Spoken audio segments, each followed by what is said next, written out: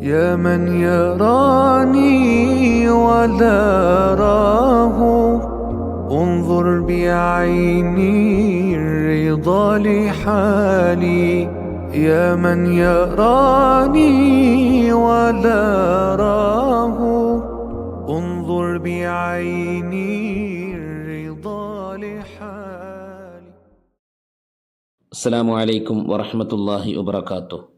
ഇന്ന് മുഹറം 7, മമ്പുറം സയ്യിദ് അലവി തങ്ങളവറുകളുടെ വഫാത്ത് ദിനം. കേരളത്തിൻ്റെ വിശിഷ്യ മലബാറിൻ്റെ മതകീയ, ആത്മീയ, സാമുദായിക, രാഷ്ട്രീയ രംഗങ്ങളിൽ ഏറെ സ്വാധീനം ചെലുത്തിയ മമ്പുറം സയ്യിദ് അലവി തങ്ങളെ ഉറൂസുകളിലൂടെയും അനുസ്മരണ പരിപാടികളിലൂടെയും മലബാറിലെ ജനങ്ങൾ ഓർക്കുന്ന സന്ദർഭമാണിത്. തങ്ങളവറുകളുടെ ജീവിതത്തെയും ജീവിത സന്ദേശങ്ങളെയും ചെറിയ വാക്കുകളിൽ നമുക്ക് അനാവരണം ചെയ്യാം. കേരളത്തിന് സുപരിചിതനായ മമ്പുറം തങ്ങൾ ജന്മം കൊണ്ട് കേരളക്കാരനായിരുന്നില്ല. കേരളത്തിൽ നിന്ന് പരസഹസ്രം കിലോമീറ്ററുകൾക്കപ്പുറത്തുള്ള യമനിലെ ഹളർമൗത്ത് പ്രവിശ്യയിലെ തെരീമിലാണ് മമ്പുറം തങ്ങളുടെ ജനനം.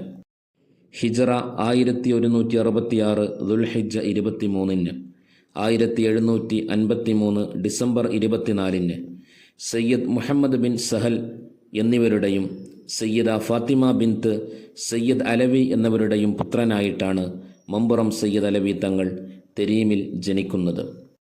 തൻ്റെ ബാല്യകാലത്തിൽ തന്നെ മാതാപിതാക്കൾ മരണപ്പെടുകയുണ്ടായി. ആ കാലഘട്ടത്തിൽ യമനിൽ നിന്ന് വിവിധ സയ്യിദ് കുടുംബങ്ങൾ വ്യക്തികളായും കുടുംബമായും ലോകത്തിൻ്റെ വിവിധ ഭാഗങ്ങളിലേക്ക് ഇസ്ലാം മത പ്രബോധന പ്രവർത്തനങ്ങളുമായി സഞ്ചരിക്കാറുണ്ടായിരുന്നു. സയ്യിദ് അലവി തങ്ങളുടെ കുടുംബത്തിൽ നിന്ന് തൻ്റെ അമ്മാവനടക്കം പലരും ഈ ഉദ്ദേശ്യവുമായി കേരളത്തിലേക്ക്, ഇന്ത്യയിലേക്ക് സഞ്ചരിച്ചിട്ടുണ്ട്. അവരുടെ പാത തുടർന്ന് തൻ്റെ 17-ാമത്തെ വയസ്സിൽ 1183 മഹാനായ മമ്പുറം സയ്യിദ് അലവി തങ്ങളും യമനിൽ നിന്ന് കോഴിക്കോട്ടേക്ക് യാത്ര തിരിക്കുകയും റമളാൻ 19-ന് കോഴിക്കോട് വന്ന് കപ്പലിറങ്ങുകയും ചെയ്തു. കോഴിക്കോട്ട് നിന്നും സയ്യിദ് അലവി തങ്ങൾ തൻ്റെ അമ്മാവൻ സയ്യിദ് അഹ്മദ് ജിഫ്രി റളിയല്ലാഹു അൻഹുവിൻ്റെ ഖബറിടം സന്ദർശിക്കുന്നതിനായി മമ്പുറത്തേക്ക് യാത്ര ചെയ്യുകയും അങ്ങനെ മമ്പുറത്ത് സ്ഥിരതാമസമാക്കുകയും ചെയ്തു.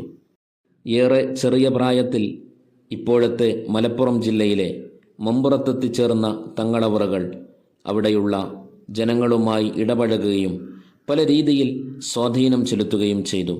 മമ്പുറം തങ്ങളുടെ സ്വാധീനം പല രീതിയിൽ നമുക്ക് വിലയിരുത്താൻ കഴിയും. മമ്പുറം തങ്ങൾ പൊതുവെ ആത്മീയ, മതകീയ നേതാവായിട്ടാണ് അറിയപ്പെടുന്നത് എങ്കിലും അതിനപ്പുറം സാമൂഹ്യ പരിഷ്കർത്താവ്, താഴ്ജാതിക്കാരെ ഉന്നതരായി പരിഗണിക്കുന്നതിൽ മുമ്പിൽ നിന്ന നേതാവ് തുടങ്ങിയ പല വിശേഷണങ്ങളും മമ്പുറം തങ്ങൾക്ക് ചേരും. പുറമെ ബ്രിട്ടീഷ് വിരുദ്ധ പോരാട്ടങ്ങളിലെയും മുന്നണി പോരാളിയായിട്ടും മമ്പുറം തങ്ങളെ നമുക്ക് കാണാനാകും.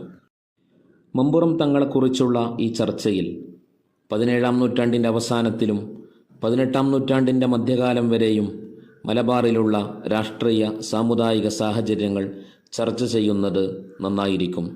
രാഷ്ട്രീയപരമായി ബ്രിട്ടീഷ് ആധിപത്യം മലബാർ മേഖലകളിൽ ശക്തമായി കൊണ്ടിരുന്ന കാലത്താണ് മമ്പുറം തങ്ങൾ ജീവിക്കുന്നത്. ജന്മിമാരെ കൂട്ടുപിടിച്ചുകൊണ്ട് മാപ്പിളമാരെയും താഴ്ന്ന ജാതിക്കാരെയും പീഡിപ്പിക്കുന്ന ഒരു സമീപനമായിരുന്നു, ചൂഷണം ചെയ്യുന്ന ഒരു സമീപനമായിരുന്നു ബ്രിട്ടീഷുകാർ ആദ്യമേ സ്വീകരിച്ചിരുന്നത്. ഈ ഒരു രാഷ്ട്രീയ പശ്ചാത്തലത്തെയാണ് മമ്പുറം തങ്ങൾക്ക് നേരിടാനുണ്ടായിരുന്നത്. മതപരമായി ഇസ്ലാമിക സമൂഹത്തിൻ്റെ വ്യാപനം ചെറിയ തോതിൽ സംഭവിച്ചു കൊണ്ടിരിക്കുന്ന ഒരു കാലഘട്ടമാണ്. സമുദ്രവുമായി ബന്ധപ്പെട്ടുള്ള കച്ചവടങ്ങളുമായി കൂടുതൽ വ്യാപൃതരായിരുന്ന മലബാറിലെ മുസ്ലിങ്ങൾ ഉൾനാടുകളിലേക്കും മറ്റും താമസം മാറ്റുകയും കച്ചവടത്തിന് പുറമെ കൃഷി, മറ്റുള്ള തൊഴിൽ മേഖലകളെ ആശ്രയിക്കുകയും ചെയ്തുകൊണ്ടിരുന്ന കാലഘട്ടമായിരുന്നു മമ്പുറം തങ്ങളുടെ കാലഘട്ടം.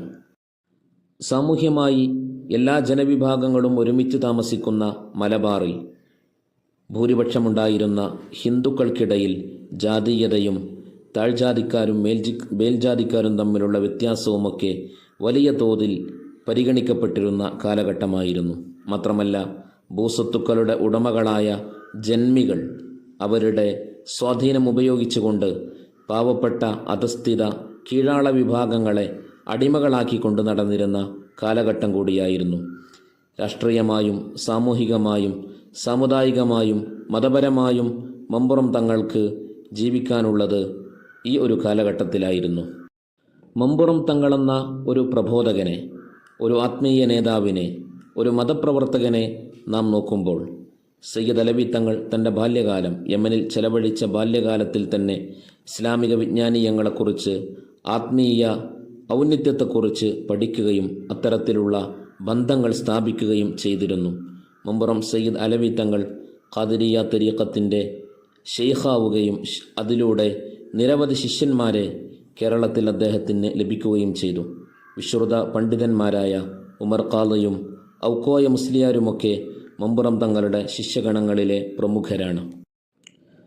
മതകീയ നേതാവ് എന്ന നിലയിൽ, ഇസ്ലാം മത പ്രവർത്തകനെന്ന നിലയിൽ മമ്പുറം തങ്ങളുടെ സ്വാധീനം വിശാലമാണ്. ഇന്നത്തെ പോലെയുള്ള സൗകര്യങ്ങളും സാഹചര്യങ്ങളുമൊന്നുമില്ലാത്ത ആ കാലഘട്ടത്തിൽ മമ്പുറം തങ്ങൾ സാധിച്ചെടുത്ത മതപ്രബോധനം ഏവരാലും ശ്രദ്ധിക്കപ്പെടേണ്ടതും പ്രശംസിക്കപ്പെടേണ്ടതുമാണ്. മുസ്ലിമീങ്ങൾ താമസിക്കുന്ന ഇടങ്ങളിൽ പള്ളി നിർമ്മിക്കപ്പെടുക എന്നത് അടിസ്ഥാനപരമായ ഒരു ആവശ്യമാണ്. അവരുടെ നിസ്കാരങ്ങൾ നടക്കാനും അവരുടെ മയ്യിത്തുകൾ ഖബറടക്കം ചെയ്യപ്പെടാനും മറ്റുള്ള കാര്യങ്ങൾക്കുമൊക്കെ ഒരു കേന്ദ്രം എന്ന നിലയിലാണ് പള്ളികൾ പ്രവർത്തിക്കുന്നത്. മുസ്ലിം കുടുംബങ്ങൾ താമസിക്കുന്ന ഇടങ്ങളിലൊക്കെ പള്ളികൾ വരുന്നത് മമ്പുറം തങ്ങളുടെ പ്രവർത്തനത്തിൻ്റെ ഫലമായിട്ടായിരുന്നു. വിവിധ പ്രദേശങ്ങളിലേക്ക്, മമ്പുറത്തും പരിസരത്തുമുള്ള കിലോമീറ്ററുകൾ ദൂരമുള്ള പ്രദേശങ്ങളിലേക്ക് വരെ മമ്പുറം തങ്ങൾ സഞ്ചരിക്കുകയും അവിടെയുള്ള ഇസ്ലാമിക സമൂഹത്തെ ഒരുമിച്ച് കൂട്ടി സമുദ്ധാരണ പ്രവർത്തനങ്ങൾ നടത്തുകയും അവിടെ പള്ളി നിർമ്മിക്കപ്പെടുന്നതിൻ്റെ ആവശ്യകത അവരെ ബോധിപ്പിക്കുകയും ചെയ്യുന്നത് മമ്പുറം തങ്ങളുടെ ശീലമായിരുന്നു. ഇങ്ങനെ കേരളത്തിൻ്റെ വിവിധ ഭാഗങ്ങളിൽ 60-50ഓളം പള്ളികൾ മമ്പുറം തങ്ങളുടെ നേതൃത്വത്തിൽ നിർമ്മിക്കപ്പെട്ടു എന്ന് ചരിത്രം രേഖപ്പെടുത്തി വെക്കുന്നുണ്ട്. മമ്പുറം തങ്ങളുടെ സ്വാധീനം അധികരിച്ചപ്പോൾ വിവിധ പ്രദേശങ്ങളിൽ നിന്ന് ആത്മീയമായും വ്യക്തിപരമായുമൊക്കെയുള്ള വിവിധ പ്രശ്നങ്ങളുമായി ബന്ധപ്പെട്ട് മമ്പുറം തങ്ങളെ ധാരാളം ആളുകൾ സമീപിക്കാൻ തുടങ്ങി. മമ്പുറത്ത് ചുറ്റുമുള്ള ഓരോ പ്രദേശത്തിനും മമ്പുറം തങ്ങളുടെ നിരവധി ചരിത്രങ്ങളും കഥകളും ഓർക്കാനുണ്ടാകും. ഒരു പ്രദേശത്തെ ആളുകൾ അവരുടെ മാറാവ്യാധികളോ രോഗങ്ങളോ വന്ന് മമ്പുറം തങ്ങളോട് പരാതി പറയുമ്പോൾ അതിന് അദ്ദേഹം പ്രതിവിധി നിർദ്ദേശിക്കും. ആ കാലഘട്ടത്തിൽ പല സ്ഥലങ്ങളിലേക്കും മമ്പുറം തങ്ങൾ കൊടുത്തയച്ച, അതല്ലെങ്കിൽ മമ്പുറം തങ്ങളെ സമീപിച്ചപ്പോൾ അവർക്ക് നൽകിയ പല കാര്യങ്ങളും പല പ്രദേശങ്ങളിലും ഇന്നും സൂക്ഷിക്കപ്പെട്ടതായി കാണാൻ കഴിയും. പുരാതനമായ പല പള്ളികളിലും മമ്പുറം തങ്ങൾ ഇങ്ങനെ കൊടുത്തയച്ച പല ഓർമ്മ വസ്തുക്കളും സൂക്ഷിക്കപ്പെടുന്നത് മലബാറിൻ്റെ വിവിധ ഭാഗങ്ങളിൽ കാണാൻ കഴിയുന്ന കാഴ്ചയാണ്. ഇത്തരത്തിൽ ഇസ്ലാം മത പ്രവർത്തനത്തിനും പ്രബോധനത്തിനും വലിയ പ്രാധാന്യം നൽകി നാടുനീളെ സഞ്ചരിക്കുന്നതിനിടയിലും സാമൂഹ്യമായ നവോത്ഥാനം മമ്പുറം തങ്ങൾ ഏറ്റെടുത്ത മറ്റൊരു ദൗത്യമായിരുന്നു. ആ കാലഘട്ടം ജന്മിമാരുടെ കീഴിൽ പണിയെടുത്തിരുന്ന കീഴാളന്മാരും മാപ്പിളമാരും ഏറെ പ്രയാസപ്പെട്ടിരുന്ന കാലഘട്ടമായിരുന്നു. ആ സമൂഹത്തിൽ അവരെ മോചിപ്പിക്കാനും അവരുടെ പ്രയാസങ്ങൾ അകറ്റിക്കൊടുക്കാനുമൊക്കെ മമ്പുറം തങ്ങൾ ശ്രമങ്ങൾ നടത്തുകയുണ്ടായി. താഴ്ന്ന ജാതിയിൽപ്പെട്ട ധാരാളം ആളുകളെ ചേർത്ത് പിടിക്കുക, അവരെ കേൾക്കുക, അവരുടെ ആവശ്യങ്ങൾ പരിഗണിക്കുക, അവരെയും മനുഷ്യരായി പരിഗണിക്കുക എന്ന മമ്പുറം തങ്ങളുടെ സ്വഭാവം വലിയ സ്വീകാര്യത നേടി. അന്ന് ജീവിച്ചിരുന്ന താഴെത്തട്ടിലുള്ള കീഴാള ജനത വരെയും അവരുടെ ആവശ്യങ്ങൾക്ക് പൂരണം തേടി, അവരുടെ പ്രയാസങ്ങൾക്ക് പരിഹാരം തേടി നിരന്തരമായി മമ്പുറം തങ്ങളെ സമീപിക്കുക പതിവായിരുന്നു. മമ്പുറം തങ്ങളുടെ വഫാത്തിന് ശേഷവും ആ മക്കാമിൽ സന്ദർശിക്കുന്ന ആയിരക്കണക്കിന് ഇസ്ലാമേതര വിശ്വാസികൾ ആ ഒരു പാരമ്പര്യത്തിൻ്റെ തുടർച്ചയാണ്. പ്രസിദ്ധമായ മൂന്നിയൂർ കളിയാട്ടത്തിന് തീയതി കുറിച്ചു കൊടുത്തത് മമ്പുറം തങ്ങളായിരുന്നു എന്ന് ചരിത്ര രേഖകളിൽ കാണാൻ കഴിയും. മൂന്നിയൂർ കളിയാട്ടം ആ പ്രദേശത്തെ താഴ്ന്ന ജാതിക്കാരുടെ ഒരു ഉത്സവമായിരുന്നു. ആ ഉത്സവം ഇന്നും ആരംഭിക്കുന്നത് മമ്പുറം മക്കാമിൽ നിന്നാണ്. തൻ്റെ കാര്യസ്ഥനായി കോന്തുനായരെ നിയമിക്കുക വഴി ആ ഒരു സമീപനത്തെ, ആ ഒരു ബന്ധത്തെ ഊട്ടിയുറപ്പിക്കുകയായിരുന്നു മമ്പുറം തങ്ങൾ ചെയ്തിരുന്നത്. രാഷ്ട്രീയപരമായി ബ്രിട്ടീഷ് ആധിപത്യം മലബാറിൽ സ്വാധീനം ചെലുത്തിവരുന്ന കാലഘട്ടത്തിൽ ബ്രിട്ടീഷുകാരുടെ പ്രവർത്തനങ്ങളെ മനസ്സിലാക്കി അവരുടെ മതവിരുദ്ധ പ്രവർത്തനങ്ങളെയും സാമൂഹ്യ വിരുദ്ധ പ്രവർത്തനങ്ങളെയും ഉൾക്കൊണ്ട് അതിനെ പ്രതിരോധിക്കാനുള്ള ശ്രമങ്ങളും മമ്പുറം തങ്ങൾ നടത്തി. ജന്മിമാരെ കൂട്ടുപിടിച്ചുകൊണ്ട് മാപ്പിളമാർക്കെതിരെയും താഴ്ന്ന ജാതിക്കാർക്കെതിരെയുമായിരുന്നു, അവരെ ചൂഷണം ചെയ്യാനായിരുന്നു ബ്രിട്ടീഷുകാർ ശ്രമിച്ചുകൊണ്ടിരുന്നത്. ഇതിനെതിരെയാണ് മമ്പുറം തങ്ങൾ പോരാടിയത്.